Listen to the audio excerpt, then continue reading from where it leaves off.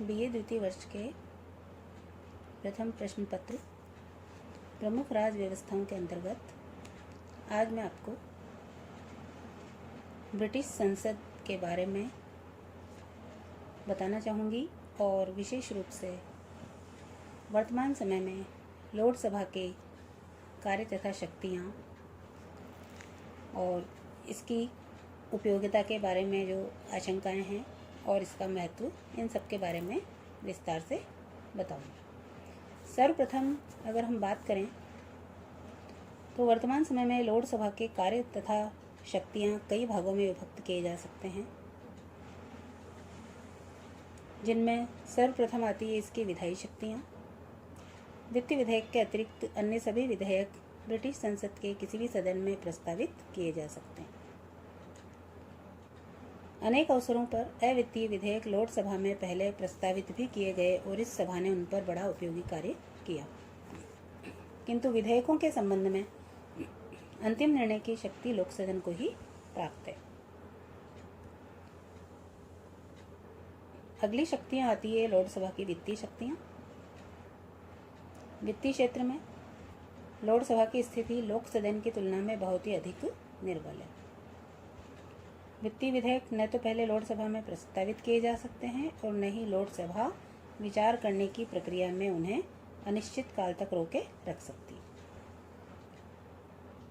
अगले चरण में कार्यपालिका से संबंधित शक्तियां आती हैं। ब्रिटिश मंत्रिमंडल के लगभग 4 सदस्य लोकसभा में से लिए जाते हैं और लोकसभा का अध्यक्ष, जिसे लॉर्ड चांसलर कहते हैं, आवश्यक रूप से ब्रिटिश मंत्रिमंडल का सदस्य होता है। न्यायिक शक्तियों की हम बात करें तो लोकसभा को न्याय के क्षेत्र में भी कुछ महत्वपूर्ण शक्तियां प्राप्त हैं।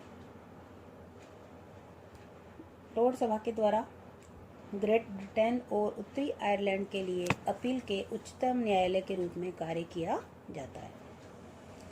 लोकसभा जब अपील के न्यायालय के रूप में कार्य करती है तब उसके सब सदस्य कार्यवाही में भाग नहीं लेते हैं, वरन उस समय 9 कानूनी लॉर्ड तथा अन्य न्यायिक विशेषज्ञ लॉर्ड चांसलर की अध्यक्षता में न्याय समिति के रूप में कार्य करते हैं।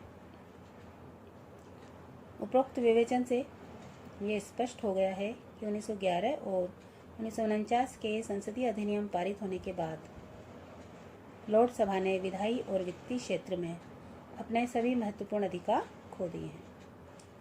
कुछ विद्वान लोकसभा की आलोचना भी करते हैं और इसके पक्ष में कई तर्क देते हैं। सर्वप्रथम आलोचना का जो तर्क है कि यह अलोकतंत्रीय संस्था सिद्ध हुई है। 1958 के पूर्व लोकसभा के लगभग 90% सदस्य वंशगत होते थे। आज वंशगत सदस्यों की संख्या 90% से घटकर लगभग 20% ही रह गई है तथा वंशगत सदस्यों की संख्या निरंतर कम होती चली जाएगी, लेकिन आज भी लोकसभा को एक अलोकतंत्रीय संस्था कहना उचित होगा। दूसरा जो तर्क है कि निहित स्वार्थों का दुर्ग।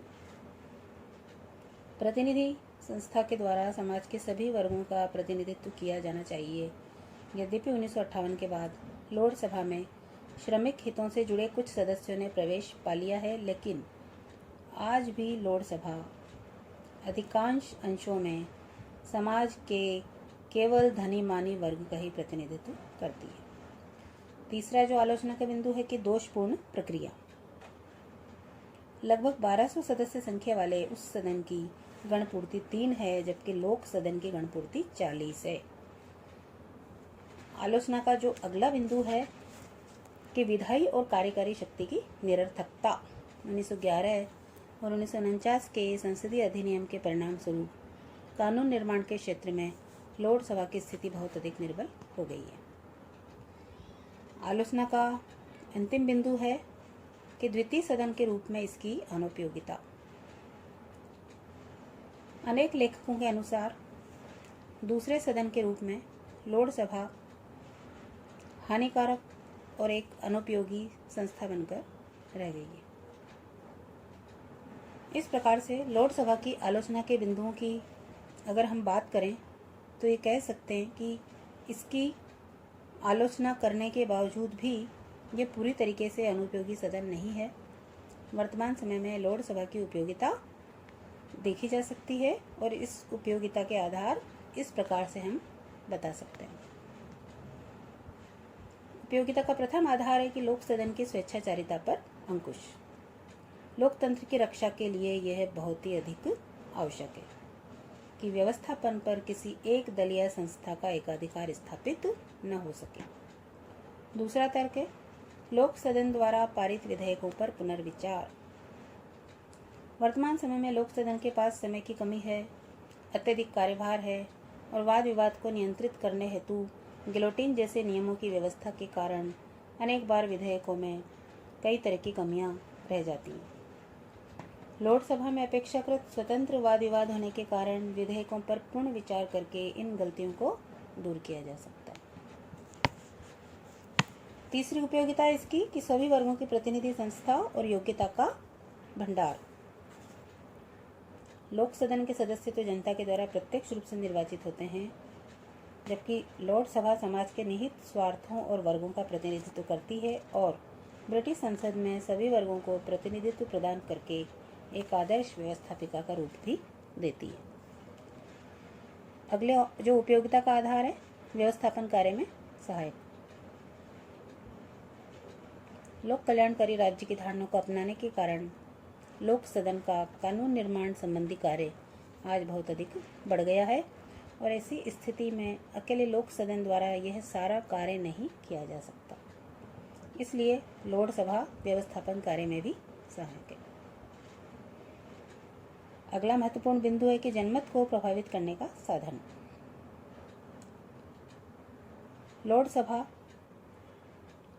दलीय अनुशासन और वाद विवाद पर प्रतिबंध की व्यवस्था न होने के कारण सार्वजनिक महत्व के नीति संबंधी विषयों पर खुला विचार विनिमय करती है।